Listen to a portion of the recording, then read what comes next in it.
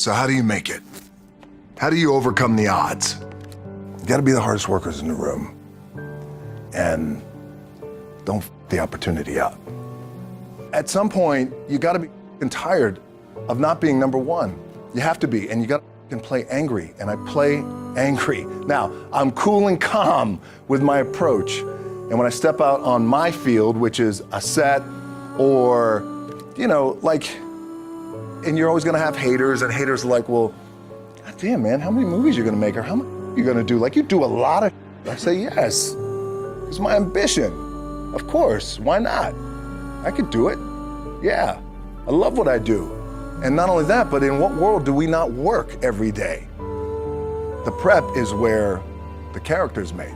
The key with me is just always finding what the anchor is. And an anchor is getting up at 4 o'clock in the morning every day before anybody else and grounding my thought process is in the no one will outwork me. No one. All starts with this. 2 hands, putting it to work. The gym for me and this physical activity for me is my anchor, and I always, you know, I would recommend that for all of you guys in the room is for us to find that anchor, whether it's hiking or biking or yoga or meditation or whatever it is.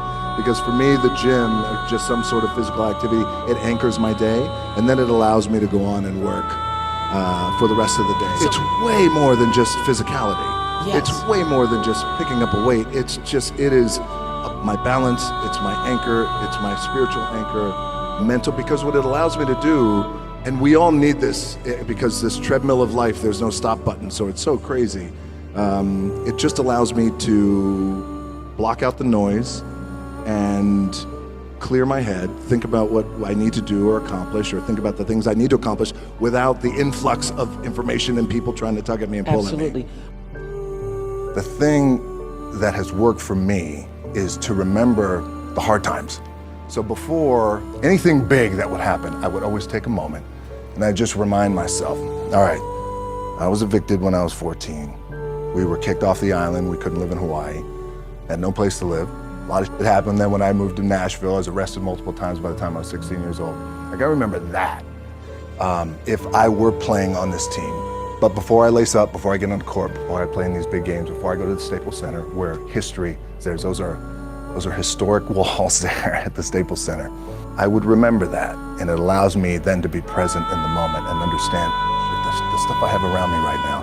This is it that I dreamed of when I was a kid. I had a piss poor senior year, 0 production, no NFL, no combine invite, nothing. Finally went to the CFL.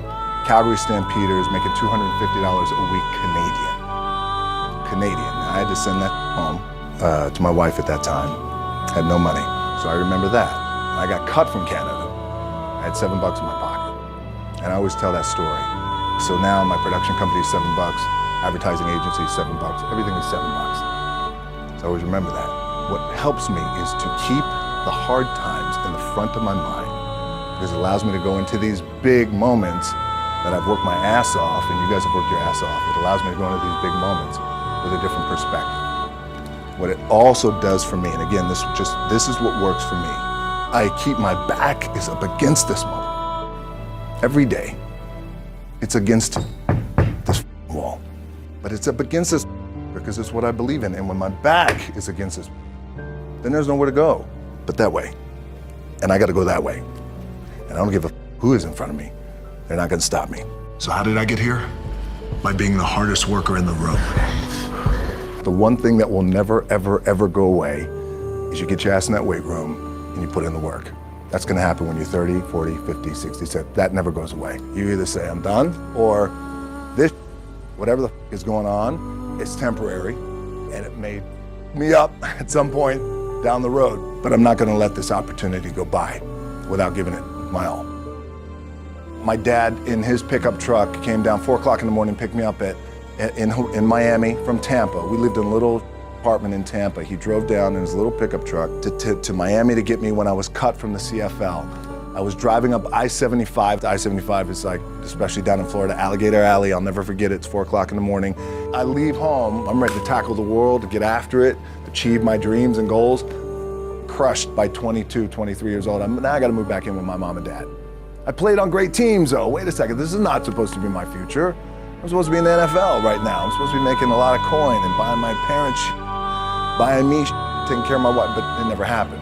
So I pulled out my wallet, I thought, well, let me see how much money I had. I opened it up, I had a 5, a 1, and change. I'm not around, well, at least I rounded up to $7. But I thought, God, ain't this, I got $7 in my pocket. Where do I go now? What do I do? If I had to be great at something, I wanted to be great in this world of Hollywood and movie making, producing and entertainment, I had to commit. When you commit to something, commit to the goal. They said, what do you want to accomplish? I said, I want to accomplish the world. I want the world, and I want Will Smith's career. And I said, and I mean this respectfully because I know he's here at this agency with us, I want to do it bigger and better. And I still had these, still put in the hard work with my 2 hands. And that's it. And that's what it comes down to with you guys too. There's nothing you can't accomplish. I had gone through my first bout of depression. I was 18 years old. After that, I think I was 23. Then after that was when I got a divorce. So it had been a learning experience through that. Therapy really helped me.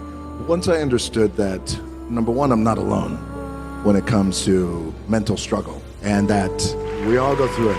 Because growing up, being in a house, like my dad was tough love, so sharing feelings and emotions, I didn't have that. So I held everything in, and plus I was an only child. I was the strong, silent type. Meanwhile, there was a lot of stuff happening going on in here. For me to become the man that I am today, fortunately, one, I'm not alone. But then the other side to that, it's like the A side, the B side, and maybe the most important side is to communicate and talk and get it out. It's about being vulnerable and the power of being vulnerable, and something that we shy away from. Certainly men, I need to talk about this. I need to talk about this. I need to talk about my issues, my fears, my depression, and it be okay. And so not only am I okay with it, but at times I actually enjoy it.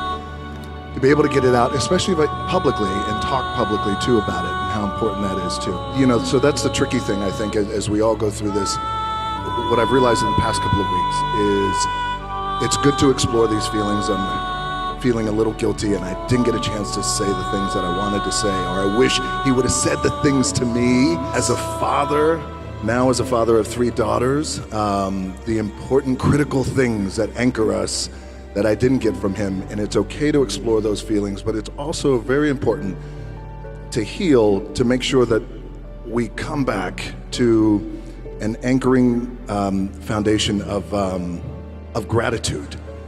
Gratitude for what I was able to have with him. But I would say my work ethic from my dad always said too, that regardless of what you do in life and where you go, respect is going to be given when it's earned, and you have to go out and earn it every single day. The importance and the power of finding your identity and being true to who you are. Even in that wild world of pro wrestling, it still applies to everyone in the room, and how powerful that could be, because it was a true shift and click moment, and I never looked back, and I became, fortunately, the biggest draw that the business has ever seen.